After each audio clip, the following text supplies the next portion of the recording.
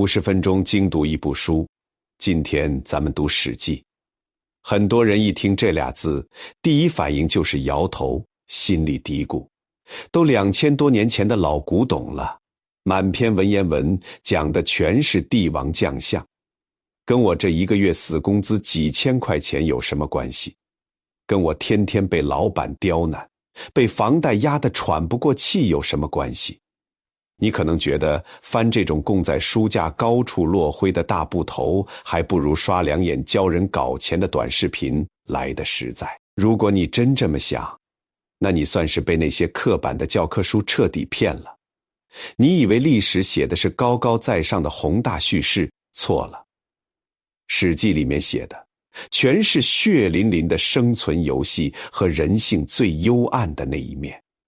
你以为书里那些王侯将相天生就带着光环，不见得拨开那层长袍马褂，他们跟你们公司里为了抢功劳背地里下死手的同事，跟那个翻脸不认人的直属领导，根本就是同一副嘴脸。时间变了，衣服换了，交通工具从战马变成了地铁，但人心里那个欺软怕硬、见利忘义的底色，2000年了，连一道褶子都没变过。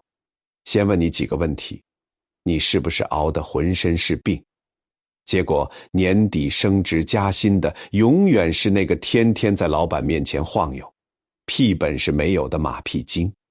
你是不是为了和气咽下委屈，结果别人不仅不领情，反手就把最重的黑锅扣在你脑袋上？你是不是深夜在阳台上抽着烟，开始怀疑自己做人是不是太老实了？老实人是不是就活该被欺负？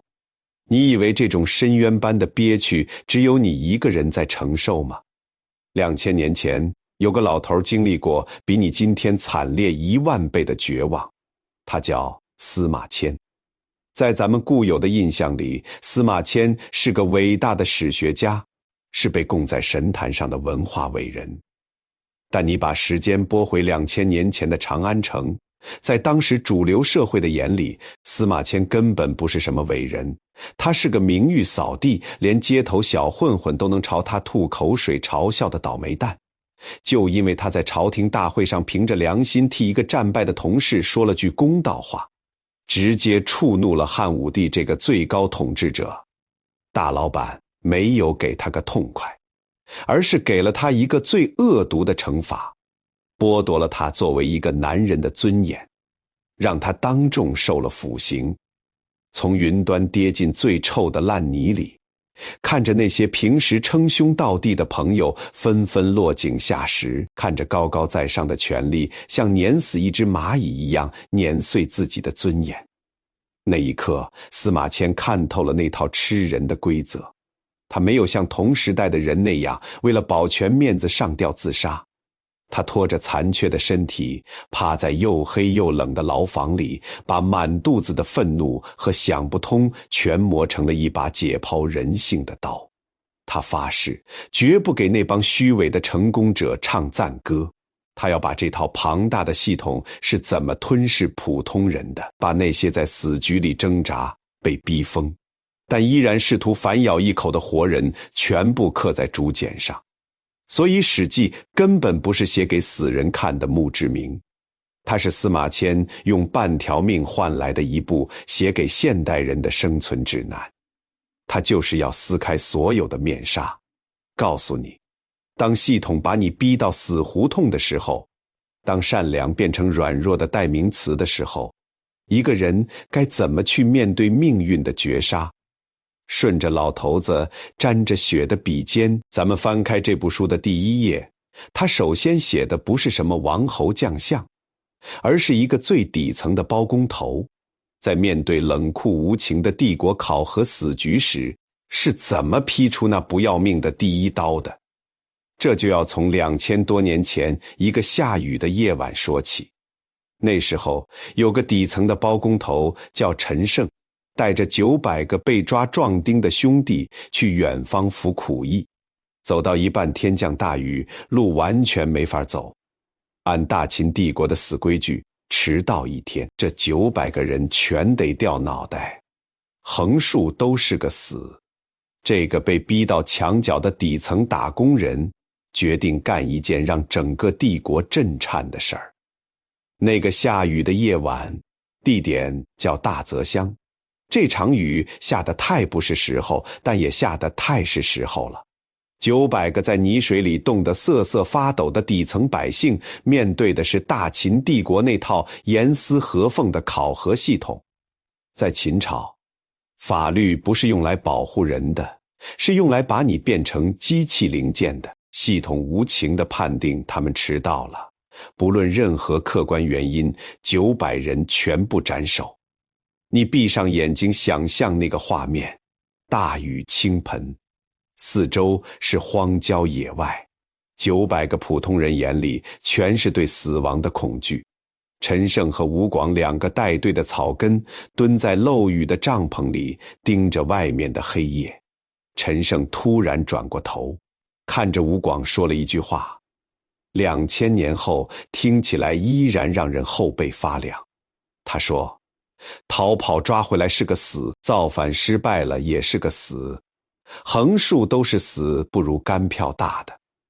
这就是底层小人物被逼到绝境时的账本。当一个社会的规则让普通人无论怎么努力，怎么顺从，最后都是死路一条，这套规则就走到头了。他们没有武器，就砍下树枝当长枪；他们没有旗帜，就扯下衣服举在手里。陈胜站在高台上，对着那900个绝望的人吼出了那句点燃2000年封建王朝所有叛逆者热血的台词：王侯将相宁有种乎？翻译成今天的话就是，那些坐在高堂上吹空调，拿高薪定规矩的大佬们，难道天生就比我们高贵吗？凭什么他们犯了错可以自罚3杯，我们晚到1天就要掉脑袋？这一嗓子把秦朝那张看起来不可战胜的系统巨网生生撕开了一个大口子。可是陈胜吴广的火虽然烧起来了，这把火却没能烧到最后，他们最终被自己队伍里的叛徒杀了。草根的反扑往往伴随着人性的脆弱和目光的短浅。他们打破了旧系统，却不知道怎么建立新系统。但司马迁没有因为他们失败就贬低他们。在《史记》里，他破天荒地把陈胜这个泥腿子和高贵的诸侯王放在同一个级别，写进了世家。这是多大的致敬！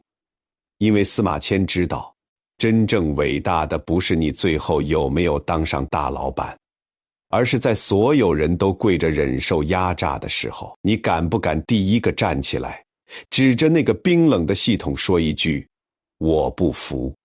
陈胜面对的是制度的死局，但如果把你逼进死局的不是冷冰冰的制度，而是那个高高在上的权力本身呢？如果那个权力没有任何理由地屠杀了你的全家，你该怎么办？这就到了我们要讲的第2个人物，一个把个人仇恨凌驾于整个国家机器之上的复仇之鬼——伍子胥。你仔细体会伍子胥的处境，楚国最高统治者楚平王听信了小人的谗言，要把伍子胥的父亲和哥哥全杀了。楚平王给兄弟俩下了一道残酷的命令：你们如果乖乖回来受死，我就放了你们的父亲；如果你们敢跑，我就立刻杀了老头子。这是一个死结。伍子胥的哥哥选择回去，他是个古典的道德完美主义者，知道回去也是死，但他不能背上不孝的骂名。他用自己的命保全了那个时代的体面，但伍子胥不。伍子胥站在生与死的路口，做出了一个彻底反叛的选择。他看着哥哥赴死的背影，咬着牙说：我现在回去只是多送一条命，我要活下去，我要留着这条命，把楚国欠我们家的血债连本带利讨回来。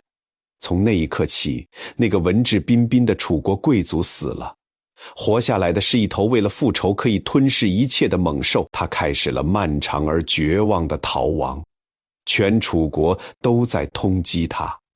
最凶险的一幕发生在昭关，前面是大江，后面是追兵，满城的画像全是他的脸。伍子胥躲在一家客栈里整整一夜，外面全是搜捕的脚步声。他不能睡，不敢睡，脑子里全是父亲和哥哥人头落地的画面，全是楚平王那张高高在上的脸。那一夜，他的灵魂在烈火里煎熬。等到第二天早上，客栈老板推开门一看，完全惊呆了。昨天还是满头黑发的壮年汉子，就这一夜的功夫，伍子胥的头发全白了。人在什么样的绝望和痛苦下能一夜白头？那是心血被仇恨活活烧干了的具象化。带着这一头白发，伍子胥像个叫花子一样一路要饭，终于逃到了吴国。他用了整整16年的时间，在吴国隐忍蛰伏，帮着吴国建立起强大的军队。他做的每一件事，干的每一份工作，心里都只有一个目标：打回楚国。16年后，伍子胥终于带着吴国大军，像一把尖刀一样刺穿了楚国的心脏，攻破了郢都。可是命运跟他开了一个残忍的玩笑。等他提着剑冲进楚国王宫的时候，当年杀他全家的罪魁祸首楚平王已经死了，早就埋进了土里。你以为伍子胥会叹一口气，说一句人死灯灭，恩怨两清吗？没有。那16年积压的毒火，那种把灵魂献祭给魔鬼换来的力量，怎么可能因为仇人的自然死亡就平息？伍子胥做出了一个让当时所有人毛骨悚然的举动。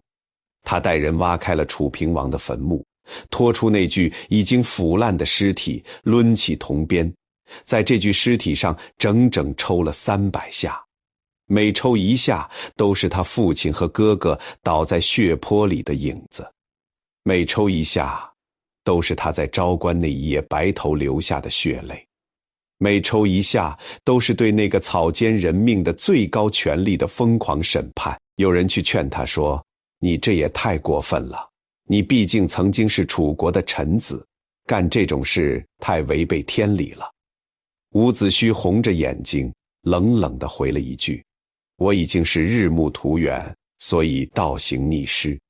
翻译过来就是我的日子不多了，天黑路远，我顾不得什么体面什么道德了，只要能讨回公道，我宁愿拉着这套虚伪的规则一起下地狱。陈胜用一腔热血撞开了系统的门，伍子胥用半生血泪完成了对权力的毁灭打击。他们都在向我们证明，当小人物被逼到连退路都没有的时候，爆发出的能量有多么可怕。看过了陈胜的绝望反扑，看过了伍子胥的复仇怒火，你可能会产生一种错觉，觉得只要一个人足够勇敢，足够坚韧，就能在这个残酷的世界里撕开一条生路。可是命运的牌局从来不是单向。如果说陈胜和伍子胥代表的是被逼入绝境的底层力量，那么接下来这个人则是站在了人类天赋金字塔的绝对塔尖。他不需要靠愤怒去搏命，他靠的是降维打击般的绝顶才华。在战场上，他是一个算无一策的神明。可是当这个战场从刀光剑影的荒野变成了波诡云谲的朝堂，当他那套无往不利的职业逻辑撞上最高权力的底线时，他迎来的是一场比死亡还要憋屈的绞杀。这个人就是淮阴侯韩信。咱们先把时间拨回大汉帝国刚刚创立的初期，那时候的韩信就是一个典型的仗着自己技术过硬，但情商为零，谁都看不起的无业游民。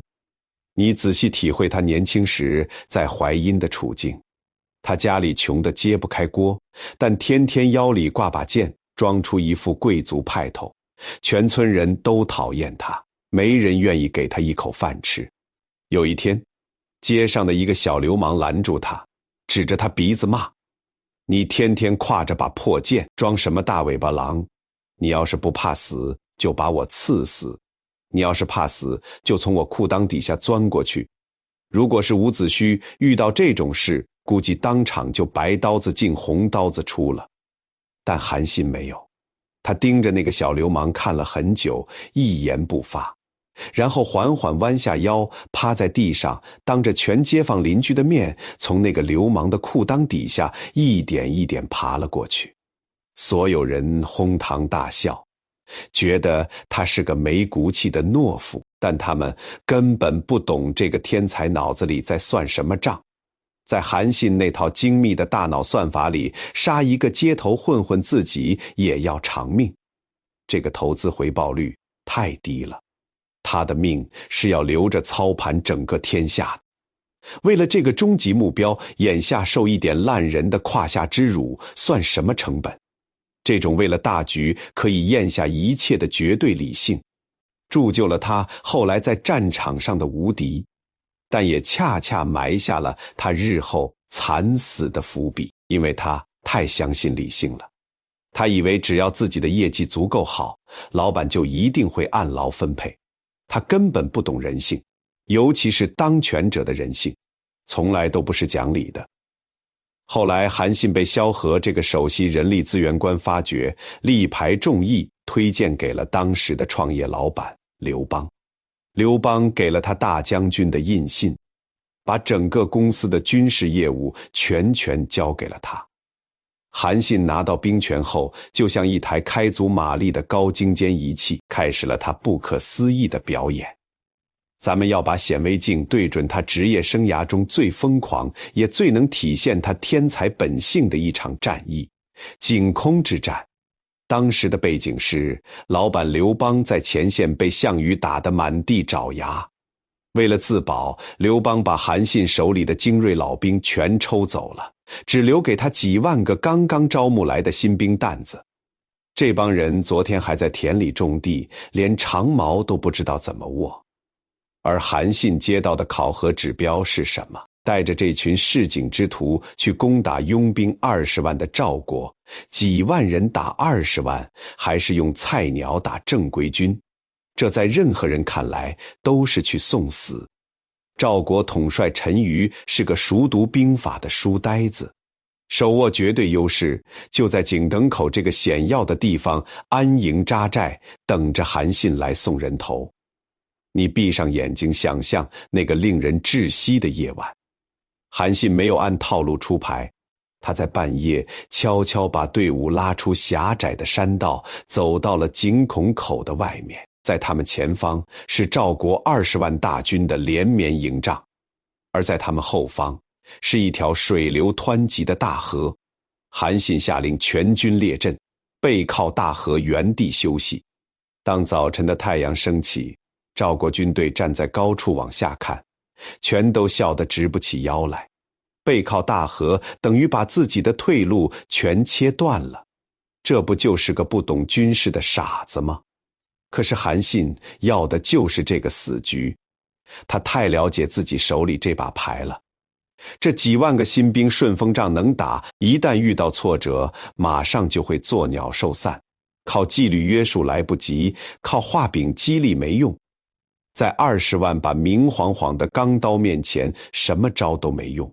唯一的办法就是把他们扔进地狱，让他们自己为了活命长出獠牙。战斗打响了，韩信故意带着几千人上前挑战，刚一交手就假装打不过，丢盔弃甲的往河边本阵跑。赵国军队一看，白简的军功20万人倾巢而出，像潮水一样向河边扑过来。当赵军的战车和步兵压向河边的时候，韩信的那几万个新兵终于意识到了什么叫绝望。前方的敌人像黑压压的乌云压过来，后方的河水深不见底，冰冷刺骨，退一步淹死，等一秒被砍死。人在面临必死的局面时，肾上腺素会疯狂分泌，那些昨天还在哆嗦的农民突然发出了野兽般的嚎叫，没有人指挥，也没有人后退，每个人都红了眼，抓起手边任何武器，朝着冲过来的赵军狠狠砸过去。这就是兵法上说的陷之死地而后生，置之亡地而后存。韩信不是在用兵法打仗，他是在用人性打仗，他精准地算死了普通人在绝境下的爆发力。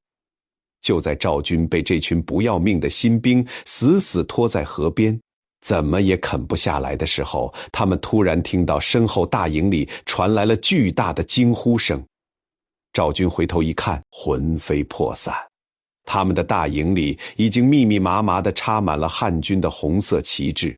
原来韩信在半夜不仅安排了背水列阵，还偷偷派了2000个轻骑兵埋伏在山里。等赵军倾巢而出，这2000人趁虚而入，拔掉了赵国的军旗，换上了汉军的红旗。前面的新兵像疯狗一样咬着不放，后面的老家又被端了。赵国这20万大军的心理防线瞬间崩塌，兵败如山倒。韩信一战封神，用一群菜鸟生生打掉了一个庞大的诸侯国。这不仅仅是军事上的奇迹，这更是人类历史上把绝境转化成生产力的最高级别示范。韩信帮刘邦打下了一大半的江山，成了这家初创公司里当之无愧的头号功臣。可也就是在这个职业生涯最巅峰的时刻，他的致命短板开始把他拉向深渊。他以为自己立下了不世之功，老板就一定会把他当兄弟看，他完全忘了，当你的功劳大到老板已经没东西可以赏赐你的时候，当你的能力强到老板每天晚上睡觉都不踏实的时候，你在老板眼里就不再是功臣，而是一个巨大的定时炸弹。矛盾的爆发点在齐国，韩信带兵打下了富庶的齐国，但他觉得齐国民风彪悍，局势不稳定，于是给刘邦写了一封信。原话是：齐国人狡诈多变，不好管理。为了公司整体利益，请求暂代齐王，以镇局面。这封信简直是职场情商反面教材里的极品。你仔细看看当时刘邦的处境，他正被项羽围困在荥阳，被打得抬不起头，胸口还中了一箭，命悬一线。他天天盼着韩信赶紧带兵来救，结果等来的不是救兵，而是一封要官的要挟信。在刘邦看来，这哪里是什么为了大局，这分明就是趁火打劫。你不给我封王，你就不来救我。刘邦看完信，气得当场就要破口大骂。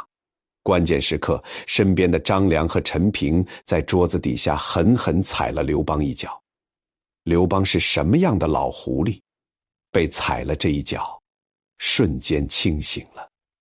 他把已经到嘴边的脏话硬生生咽了下去，脸上的表情从暴怒变成了满不在乎，大声说：大丈夫平定天下，要当王就当真王，当什么代理齐王。他不仅答应了韩信的请求，还派张良亲自去送去了齐王的大印。韩信拿到印信那一刻，心里充满了感激，觉得刘邦真是个仗义的大哥，跟着他干绝对没错。后来有谋士苦苦劝韩信，刘邦这人不可信，你现在手里有兵有地盘，不如脱离刘邦和项羽三分天下。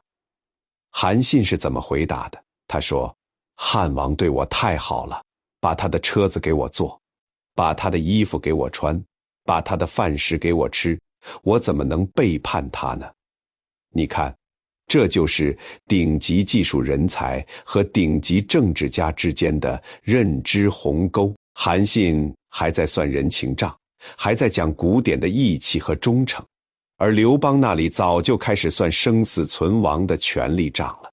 刘邦那一刻的隐忍，只是为了利用韩信打败项羽，等天下平定，韩信手里的兵权不再被需要的时候，清算的日子就到了。项羽一死，刘邦做的第一件事就是突然冲进韩信的军营，收夺了他的兵权，把他从齐王改封为楚王。后来又借口有人告他谋反，把他抓起来，变成了淮阴侯，软禁在长安。曾经指挥千军万马的战神，变成了一个每天只能在家里长吁短叹的闲人。终结他生命的不是千军万马，而是2个躲在深宫里的女人和一个文臣。那一天，刘邦带兵在外平叛，吕后和萧何密谋，要在长安彻底除掉韩信这个隐患。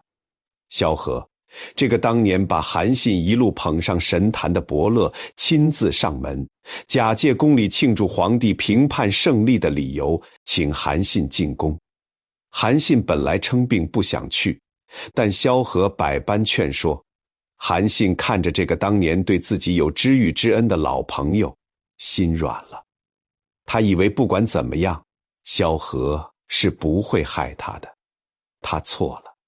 在权力的绞杀面前，什么伯乐，什么知己，全都是可以随时抛弃的筹码。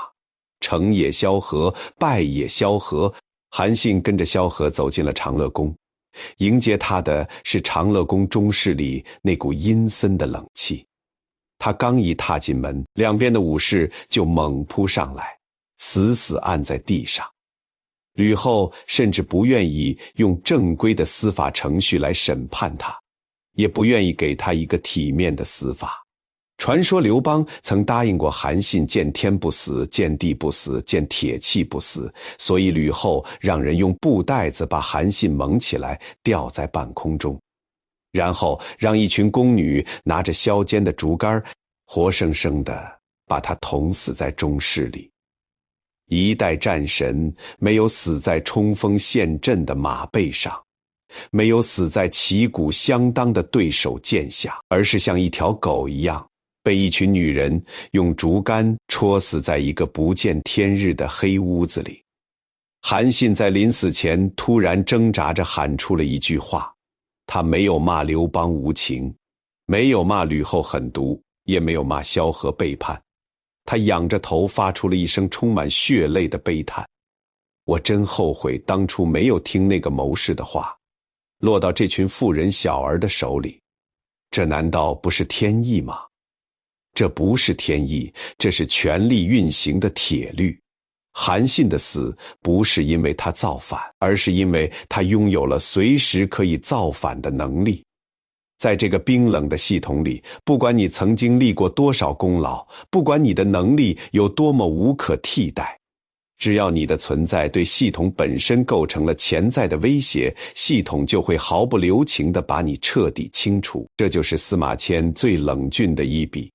他没有去批判韩信的愚蠢，也没有去歌颂刘邦的权谋，他只是把这个血淋淋的过程摊开在你面前，让你看清楚，在绝对的权力面前，那些闪耀着光芒的个人英雄主义是多么脆弱，多么不堪一击。韩信的死宣告了那个依靠个人才华就可以扭转乾坤的古典英雄时代的结束。从此以后，在这个体制内，你不仅要有能力，更要懂规矩，懂察言观色，懂和光同尘。可是，如果你偏偏是个不愿意弯腰、不愿意迎合规则的老实人呢？如果你只想凭着真本事吃饭，却永远被挡在考核体系的门外呢？接下来咱们要去看的第4个人物，是帝国系统下一个老派军人的终身憋屈，是一个连老天爷都在欺负的边缘孤狼，他就是李广。你如果去翻《史记》，你会发现司马迁在写李广的时候，笔尖上带着极大的偏爱和深深的痛心。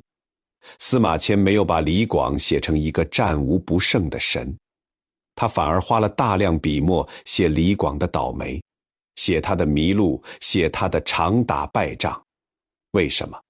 因为司马迁看透了，李广的悲剧根本不是什么运气不好，而是古典时代的英雄主义。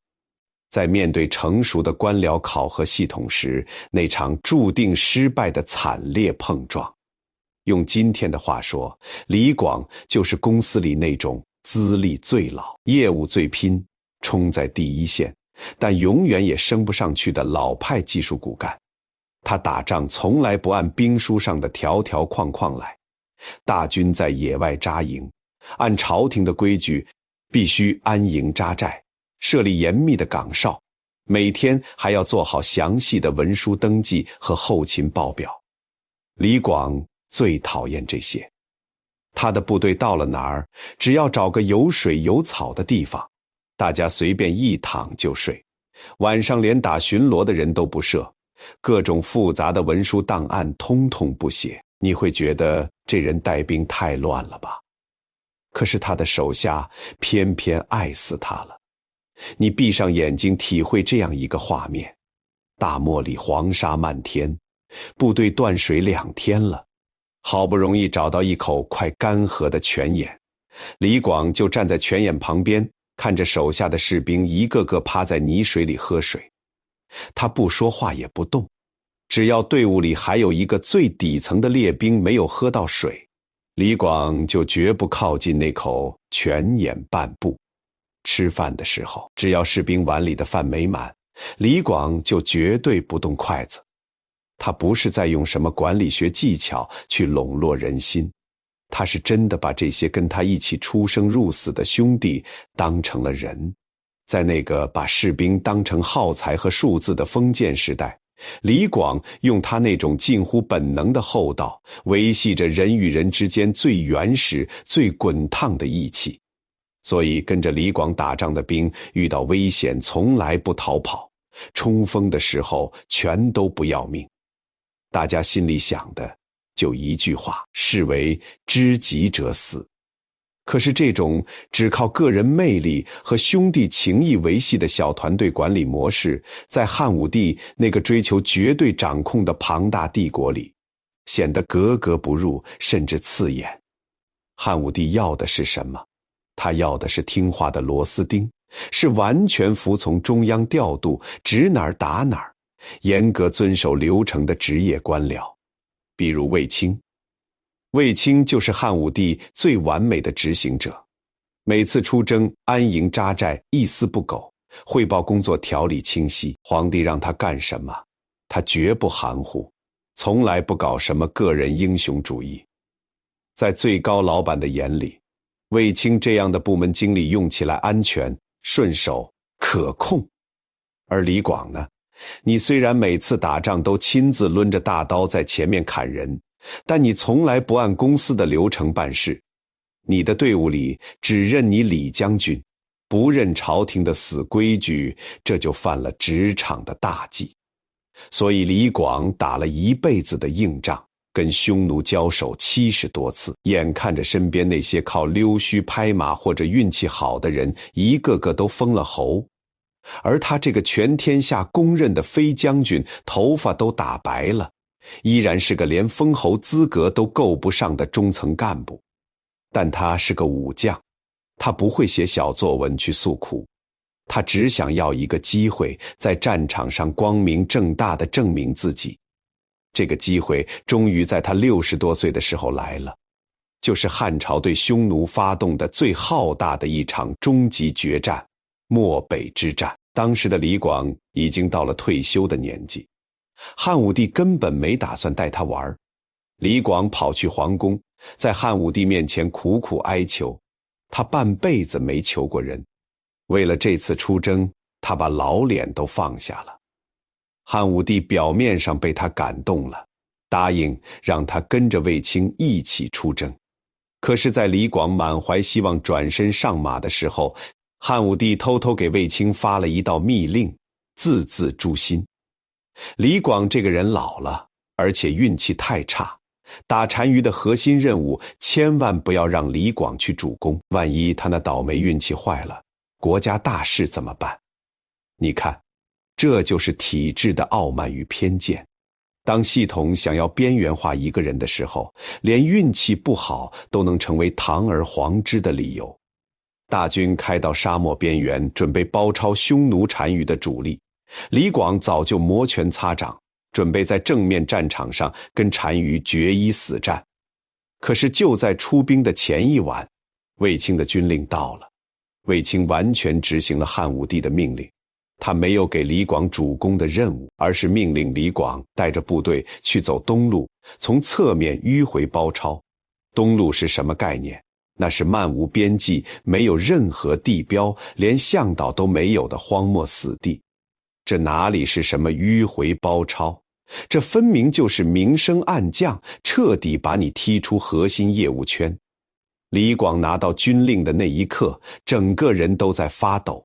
他当然知道卫青在玩什么把戏，他甚至愤怒到了极点，连一句客套的告辞都没有说，转身跨上战马，头也不回地扎进了茫茫大漠。那是一场让人绝望的行军，没有水，没有路，满眼都是一望无际的黄沙。李广带着兄弟们在那个巨大的迷宫里兜兜转转，彻底迷失了方向。等他们九死一生，终于走出沙漠和主力部队会合的时候，漠北之战已经打完了。单于跑了，卫青赢了，李广迟到了。在军法严苛的汉代，贻误战机是要杀头的大罪。当李广拖着疲惫不堪的身体，带着同样饥渴交加的士兵回到大营时，等待他的不是什么安抚，而是卫青派来的几个拿着纸笔的文法小吏。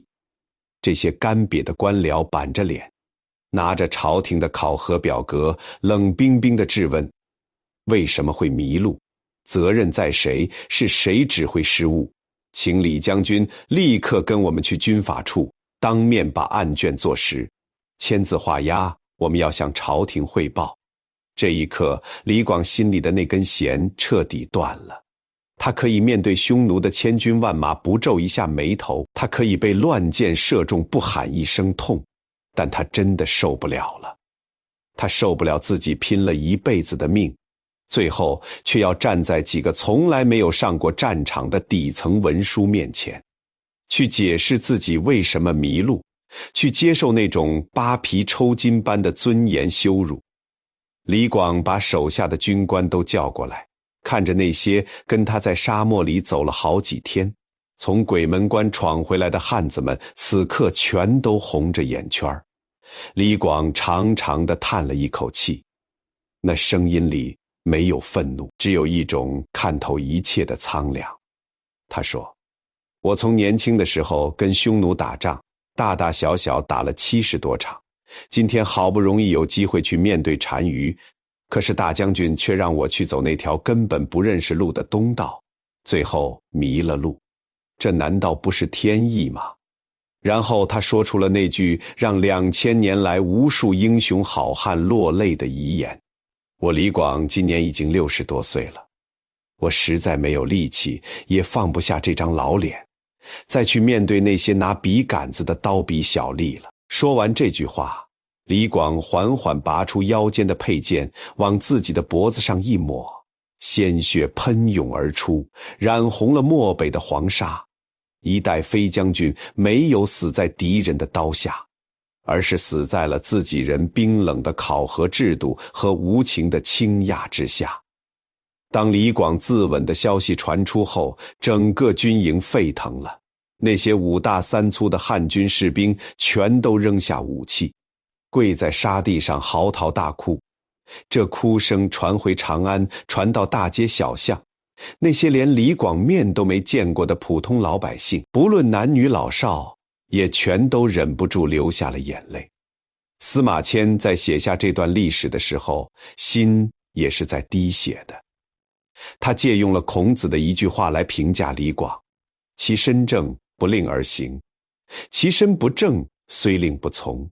李广就是一个身正的人，他不懂那些弯弯绕的潜规则，他不愿意去迎合那个冷冰冰的体制，他用最笨拙、最老实的方式，在这个世界上留下了一抹属于人性的暖色。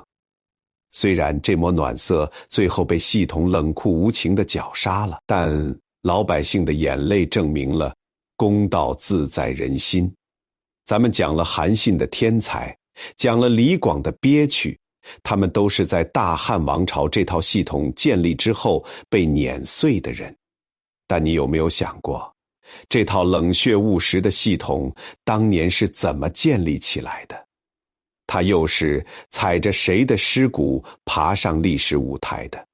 这就绕不开一个人，一个把古典英雄主义演绎到巅峰，也把悲剧美学推向极致的男人——西楚霸王项羽。很多人把楚汉相争看成两个军阀抢地盘，其实不对，那是两种截然不同的人性底线在做殊死搏斗。项羽是楚国贵族，世代为将，血液里流淌着古典时代的契约精神和贵族体面。打仗要堂堂正正，要在战场上见真章。而刘邦呢，他是个基层混混，为了活命，为了赢，他可以没有任何底线。咱们不讲鸿门宴，不讲破釜沉舟，咱们直接把镜头切到项羽生命倒计时的最后一页——垓下之战。这时候的项羽已经被刘邦和韩信几十万大军死死围困在垓下，粮草断了，突围无望。你闭上眼睛去听那一夜风中传来的声音，不是喊杀声，而是四面八方传来的楚国乡音，也就是兵法里最杀人诛心的四面楚歌。韩信太懂怎么击溃一个人了，他在瓦解楚军最后的心理防线。当这些楚国子弟兵听到家乡的歌声时，手里的刀再也握不住了，营帐里到处都是压抑的哭声。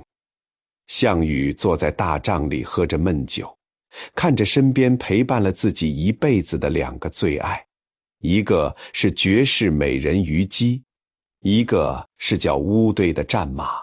这个曾经力拔山兮气盖世，单手就能举起大鼎的战神，那一夜流泪了。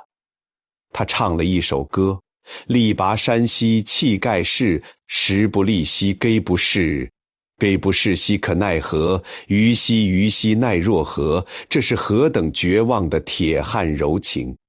在最凶险的战场上，他脑子里想的不是怎么自己逃命，而是他的马和他的女人该怎么活下去。虞姬为了不拖累项羽，拔剑自刎，用自己的鲜血为这个男人的最后一场突围祭旗。最后，项羽带着800个最核心的兄弟连夜杀出重围，一路往南跑。等他跑到乌江边的时候，身边只剩下28个人了，而身后追上来的是要拿他人头去换荣华富贵的汉军。这时候，乌江亭长撑着一条小船靠在岸边，冲着项羽大喊：江东虽然小，也有千里土地，几十万百姓，足够你回去称王了。现在只有我这一条船，汉军追来也没有办法过江，请大王赶紧上船。这是命运给项羽留的最后一道生门。只要他跨上这条船，回到江东，以他的号召力和军事天才，从头再来，不是没有可能。可是项羽站在江风中，看着滚滚流淌的江水，他笑了，笑得很苍凉。他对着亭长说：天要亡我，我过江干什么？想当年我带着江东8000子弟渡江打天下，今天他们全死了，只有我一个人活着回去，就算江东父老可怜我，依然让我当王。我项羽还有什么脸面去见他们？你仔细体会项羽心里的那道坎儿，他不是怕死，他是过不了自己心里的那道底线。刘邦为了逃命，可以把自己的亲生骨肉一脚踹下马车，但项羽不行，因为他是贵族，他有他誓死都要捍卫的道德洁癖。他把心爱的乌骠马送给了亭长，然后命令剩下的28个兄弟全部下马，拿着短兵器，迎着汉军的骑兵发起了最后一次冲锋。他一个人冲进敌阵，像砍瓜切菜一样杀了几百人。自己身上也受了10多处重伤。就在这个时候，他在汉军队伍里看到了一个熟人，那是他曾经的手下，现在投降了刘邦的吕马童。项羽停下了手里的刀，看着那个吓得瑟瑟发抖的旧相识说：我听说刘邦拿1000金和万户侯来买我的人头，既然大家都是老朋友，那我就把这份泼天的富贵送给你吧。说完，项羽大笑一声，挥剑抹了自己的脖子。他不是被打败的，他是在确认了自己绝不向那个卑鄙的世界妥协之后，选择了主动退场。他用一滴鲜血为中国古典贵族的骄傲画上了一个壮烈的句号。从他倒下的那一刻起，那个讲究信誉、讲究体面的时代彻底结束了，取而代之的是刘邦那套只看结果、不问过程的实用主义生存法则。所以项羽虽然失去了天下，但司马迁却在《史记》里把它放在了属于皇帝级别的本纪里。这是历史给这个失败的英雄最高的致敬。咱们刚看过了项羽这个顶配贵族的骄傲退场，你可能会说，项羽毕竟是个战神，他有任性的资本。那如果是一个毫无资本的普通人，面对一个绝对碾压级别的庞然大物，他还能做什么？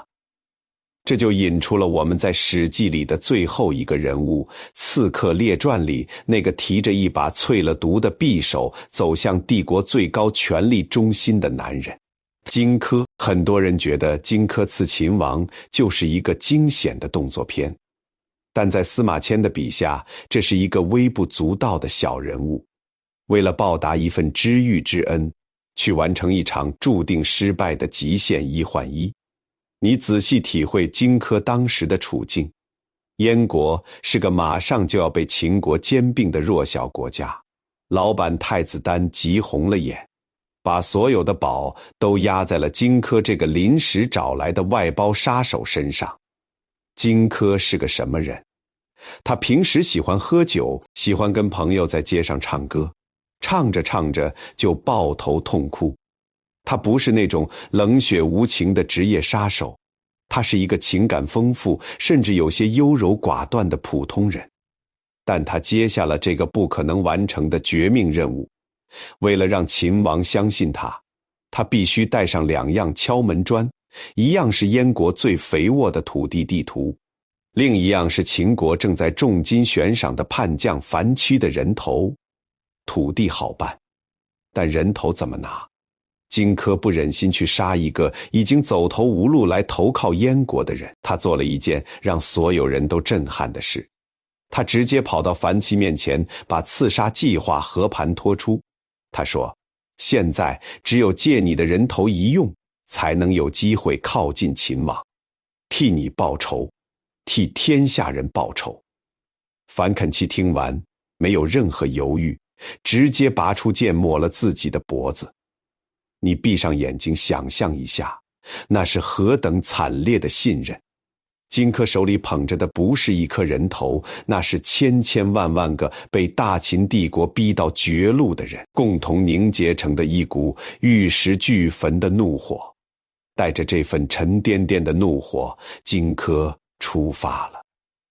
地点在易水河边，风刮得很冷，天上飘着雪。送行的人全都穿着白色的丧服，因为所有人都知道，荆轲这一去，无论成败，绝无生还的可能。荆轲的朋友高渐离在风雪中敲击柱，荆轲跟着节拍高歌：风萧萧兮易水寒，壮士一去兮不复还。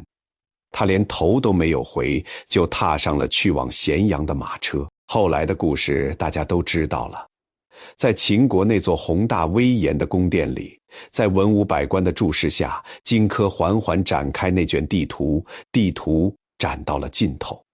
那把泛着幽蓝光芒的独匕首露了出来，荆轲一把抓住秦王的袖子，另一只手抓起匕首狠狠刺了过去，就差那么一点点。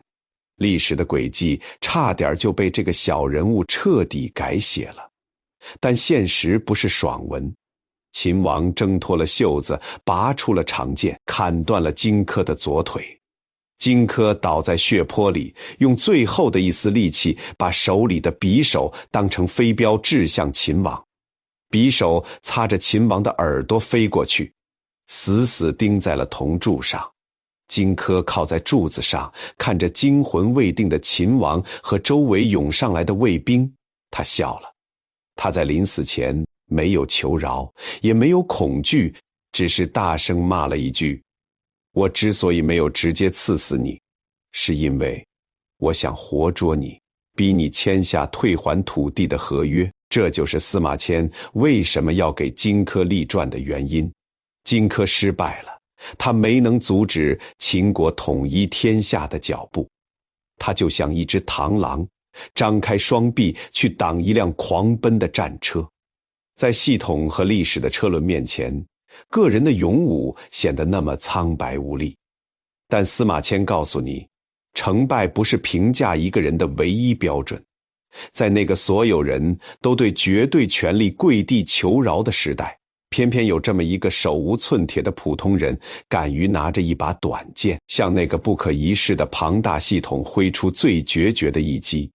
这种不计后果的狂飙，这种为了承诺可以献出生命的天真，才是人类基因里最宝贵的东西。现在回到我们最初的起点，《史记》和我们普通人到底有什么关系？咱们跟着司马迁的笔触看了一圈，看陈胜，看伍子胥，看韩信，看李广，看项羽，看荆轲。可是你发现了吗？这些人全输了，全被那个庞大的系统给碾碎了。你心里肯定有个巨大的问号。既然这些顶配的天才和猛人都赢不了，那我一个普通老百姓读他有什么用？他能给我什么安慰呢？难道就是为了看别人比我更惨吗？错了，这就是司马迁最深不可测的悲悯。他给咱们现代人开出的不是一剂教你如何顺应潜规则去升职加薪的止痛药，而是一副护住你心脉的安神汤。你仔细想想，当我们因为不愿同流合污而被排挤，因为学不会溜须拍马而错失机会的时候，我们内心最痛苦的是什么？是不甘心，更是深夜里那种足以摧毁人的自我怀疑。你会无数次地问自己，是不是我真的太蠢了？是不是我做人太失败了？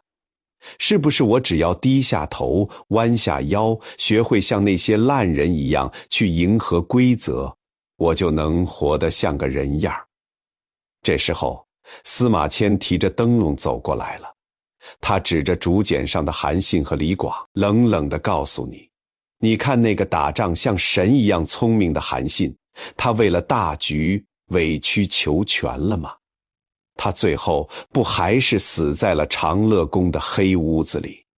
那个一辈子把心掏给兄弟的李广，他拼尽了全力，最后不还是死在了冷冰冰的考核表下？